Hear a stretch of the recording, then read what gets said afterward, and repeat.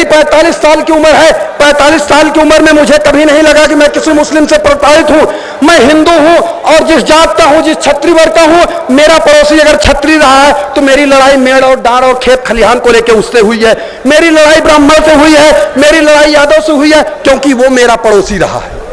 जो भी आपका पड़ोसी होगा, लड़ाई उससे होगी। यहां कहां से हिंदू और मुसलमान आ जाता है, मुझे आज तक ये बात नहीं समझ में आई। इस साजिश को मित्रों समझने की कोशिश करिए, अन्यथा यह देश नहीं कायम रहेगा और हम भी और हमारे बच्चे, हमारे आने वाली पीढ़ियां सब नेस्तनाबूद हो जाएंगी।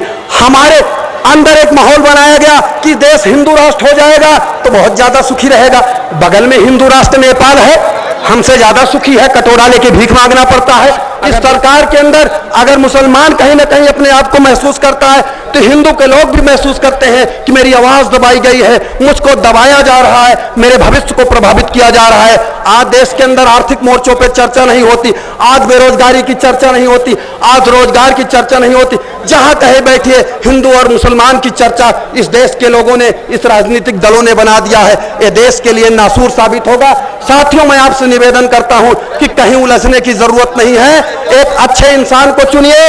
हमारे बीच में ओवैसी साहब आ रहे हैं, वो कभी हिंदू और मुसलमान की बात नहीं करते, वो हमेशा पीड़ित की बात करते हैं, हक हुकूक की बात करते हैं। साथियों, अमेरिका भी गवाह है कि वहां भी योग्य लोगों ने पाया कि ओबामा जबकि मुस्लिम पिता के संतान थे, लेकिन अमेरिका के 2-2 बार राष्ट्रपति हुए हैं। मैं कहता हूं इस हिंदुस्तान के भी आप तकदीर बदल सकते हैं, हमेशा के लिए एक इतिहास रच सकते हैं, विश्व में अमन चैन का एक आप संदेश दे सकते हैं। इस देश के अंदर ओवैसी साहब के अंदर काबिलियत है इस देश का प्रधानमंत्री बनने की, इस देश का वजीर आजम बनने की।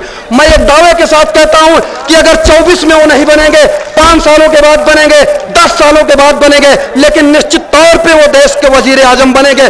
लेकिन हमारे बीच में मौजूद एडवोकेट हरदेव सिंह साहब आए और अपनी बात रखें। एडवोकेट हरदेव सिंह साहब।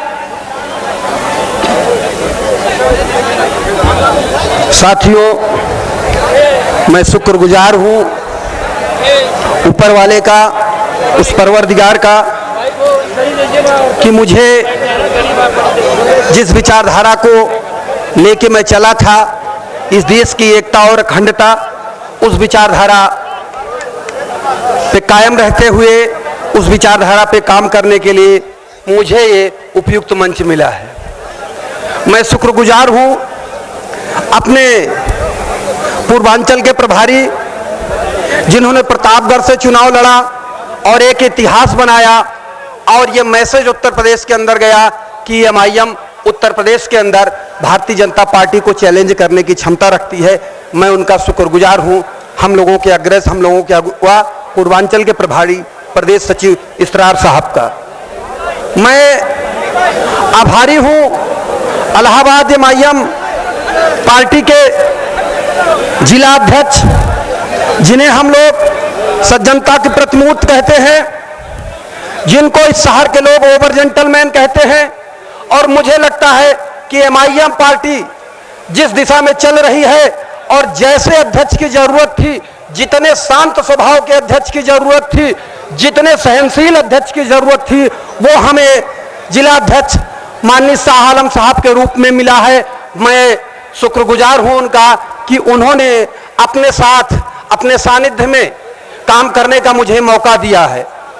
मैं शुक्रगुजार हूं यहां के लोगों का जो इस देश के अंदर अमन चैन पसंद करते हैं, जो इस देश के अंदर हिंदू मुस्लिम एकता के लिए काम कर रहे हैं, जो इस देश के अंदर सांप्रदायिक सद्भाव बनाने के लिए काम कर रहे हैं।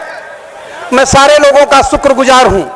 साथियों, ये देश हम सबका है और हम सबकी जिम्मेदारी बनती है कि इस देश को किन हाथों में देना है, कैसे लोगों के हाथ में देना है, देश की एकता और अखंडता कैसे कायम रह सकती है। आज देश के अंदर कुछ राजनीतिक दल हैं जिन्होंने अपने राजनीतिक फायदे के लिए देश के लोगों को बांटने का काम किया है और करने का प्रयास किया जा रहा है। ये हमारी आपकी जिम्मेदारी है। राजनीतिक लोग आएंगे, जाएंगे और सत्ता पे आसीन होंगे, चले जाएंगे, लेकिन हमारी आने वाली पीढ़ियां, हमारे भाई जो इस देश के अंदर हमारे बाद रह जाएंगे, हमारी आपकी जिम्मेदारी बनती है कि हम उनको एक सुरक्षित भविष्य देके जाएं, हम उनको एक ऐसा मुल्क देके जाएं कि हमारे जाने के बाद, हमारे मरने के बाद हम ये सुकून महसूस कर सके कि हमने अपने बच्चों को इस देश के अंदर बेहतर भविष्य दिया है, हम अपने बच्चे को इस देश के अंदर अच्छा माहौल देके जा रहे हैं कि मेरे मरने के बाद मेरा बच्चा किसी दंगे में नहीं फंसेगा, मेरे बच्चे को इस देश के अंदर अच्छी शिक्षा मिलेगी, मेरे बच्चे को इस देश के अंदर भय नहीं होगा कि कहीं लड़ाई हो सकती है, किसी से मारपीट हो सकती है। यह जिम्मेदारी हम सब लोगों की है। साथियों, इस देश के अंदर एक माहौल बनाया जा रहा है कि बहुसंख्यक वर्ग से अल्पसंख्यक वर्ग को खतरा होता है। मैं आज तक इतिहास का छात्र रहा हूं और इतिहास में आप विश्व को अध्ययन करिए तो आपको लगेगा कि देश के अंदर कहीं भी, पूरे विश्व के अंदर बहुसंख्यक से अल्पसंख्यक को खतरा होता है कि अल्पसंख्यक से बहुसंख्यक को खतरा होता है। इस साजिश को समझने की कोशिश आप करिए मित्रों। देश हमारा है, समाज हमारा है, हमारे बच्चे इस मुल्क के अंदर अच्छी सांस लेना चाहते हैं, लेकिन आप इस साजिश को समझने की कोशिश करिए कि देश के अंदर जो माहौल बनाया जा रहा है कि देश का अल्पसंख्यक से बहुसंख्यक असुरक्षित है, ये कौन सी बात है? क्या बेवकूफी वाली बात कर रहे हैं? कितनी मोटी बात आप कर रहे हैं, लेकिन लोगों को आप गुमराह करने में कहीं ना कहीं कामयाब हो रहे हैं। साथियों, एक बात मैं और कहना चाहता हूं। हाँ, यह सही है कि मैं हिंदू वर्ग में पैदा हुआ, लेकिन मैंने इस देश की मिट्टी के अंदर महसूस किया है कि देश का जो आबादी है, अगर राजनेताओं को छोड़ दिया जाए तो इस देश के अंदर सारे लोग अमन चैन चाहते हैं, इस देश के अंदर सारे लोग शांति और सुकून के साथ जीना चाहते हैं। अगर इतिहास का अध्ययन किया जाए, देश के अंदर तो माहौल ऐसा बनाया गया है कि हमारे और आपके बीच में संवाद का अभाव ही कर दिया गया है। अगर हमारे बीच में, आपके बीच में संवाद नहीं होगा तो निश्चित तौर पे दूरियां बढ़ेंगी और राजनीतिक लोग यही चाह रहे हैं कि हमारे और बीच, आपके बीच में संवाद न रहे।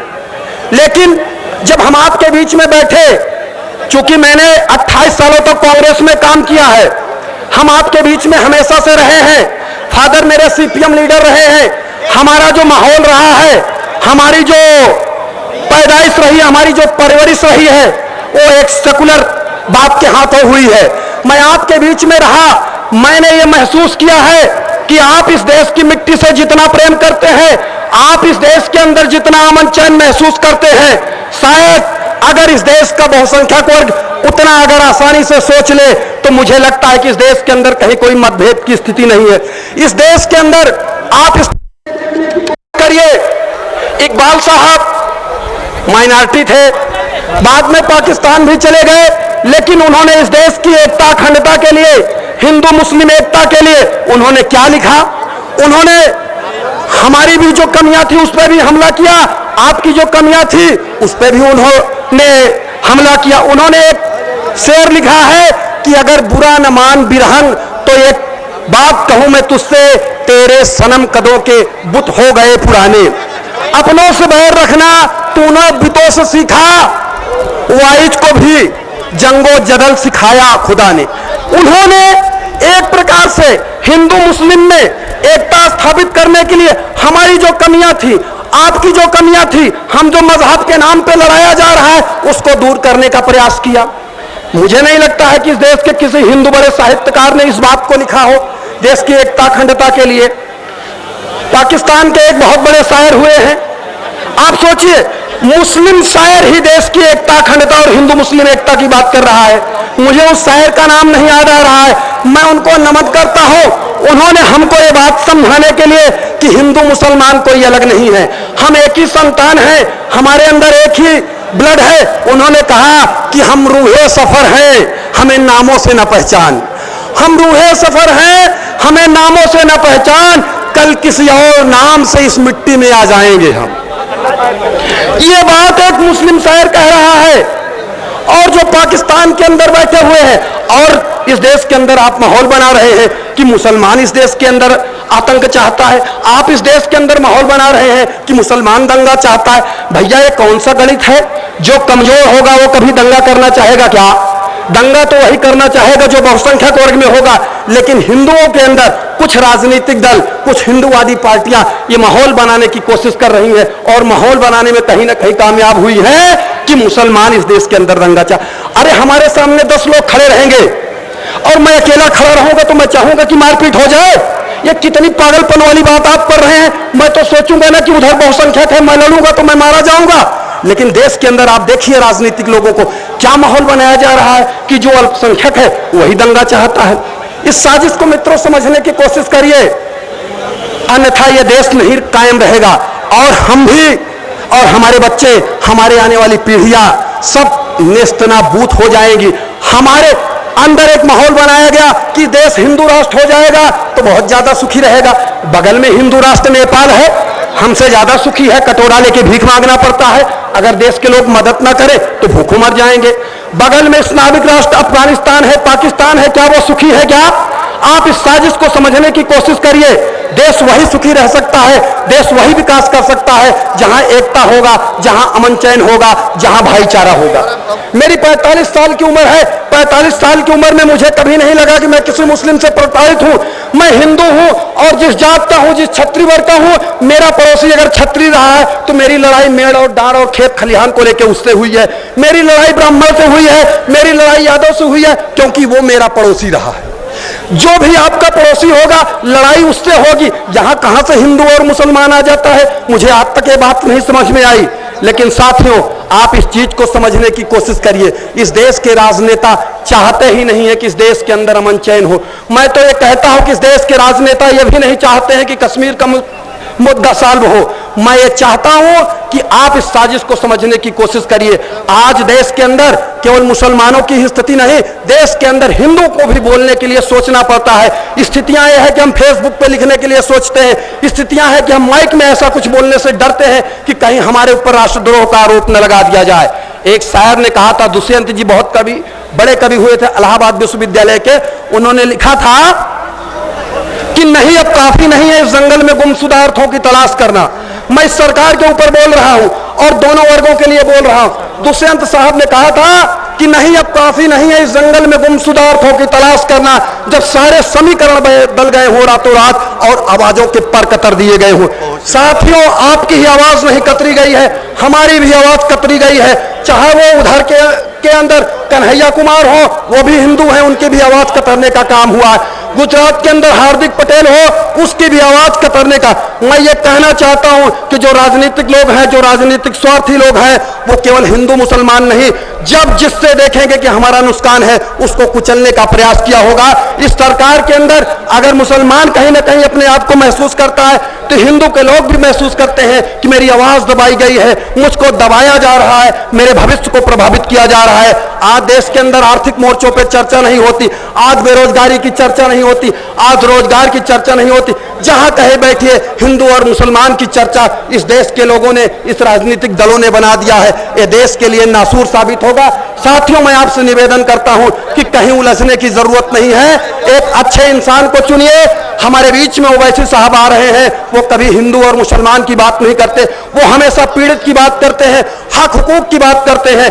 साथियों, अमेरिका भी गवाह है कि वहां भी योग्य लोगों ने पाया कि ओबामा जबकि मुस्लिम पिता के संतान थे, लेकिन अमेरिका के 2-2 बार राष्ट्रपति हुए हैं। मैं कहता हूं इस हिंदुस्तान के भी आप तकदीर बदल सकते हैं, हमेशा के लिए एक इतिहास रच सकते हैं, विश्व में अमन चैन का एक आप संदेश दे सकते हैं। इस देश के अंदर ओवैसी साहब के अंदर काबिलियत है इस देश का प्रधानमंत्री बनने की, इस देश का वजीर आजम बनने की।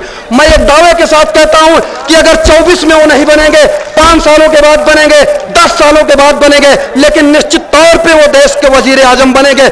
लेकिन जो 22 का चुनाव हो जा रहा है, मेरे मुसलमान भाइयों, मैं आपको आगाह करना चाहता हूं कि ये सेमीफाइनल है और आपका नेता, हमारा नेता बैरिस्टर साहब फाइनल 24 का तभी खेल पाएंगे जब आप सेमीफाइनल जिताएंगे। और सेमीफाइनल में आपको ये नहीं सोचना है कि कौन इधर है कौन इधर है? आपको ये देखना है कि मेरा नेता 22 से 24 की दूरी तय होगी, क्योंकि जो तीसरा मोर्चा बनेगा, जितने परसेंट वोट आप यहां इस 22 के इलेक्शन में ओवैसी साहब के नाम पे डालेंगे, उतने ही सीटें तीसरे मोर्चे में आपको मिलेगी और उतने ही लोकसभा मेंबर आपके जीत के जाएंगे। और तीसरे मोर्चे में जिस राजनीतिक दल के पास सबसे ज्यादा सांसद होंगे वही देश का वजीर आजम बनेगा। और केवल बैरिस्टर साहब हैं कि जिनके राजनीतिक दल की पहचान उत्तर प्रदेश ही नहीं, देश के अंदर हर प्रांतों में है और सबसे ज्यादा सांसद जिताने की कुवत रखते हैं। इसलिए मैं गणित के हिसाब से कह रहा हूं, मेरा ये पॉलिटिकल कैलकुलेशन है कि अगर 22 में आपने ईमानदारी बरत दिया, 22 में आप बहके नहीं, तो निश्चित तौर पे 24 में इस देश का इतिहास लिखा जा सकता है। जय हिंद, बहुत बहुत धन्यवाद, जय भारत। बहुत बहुत धन्यवाद एडवोकेट हरदेव सिंह साहब। अब हमारे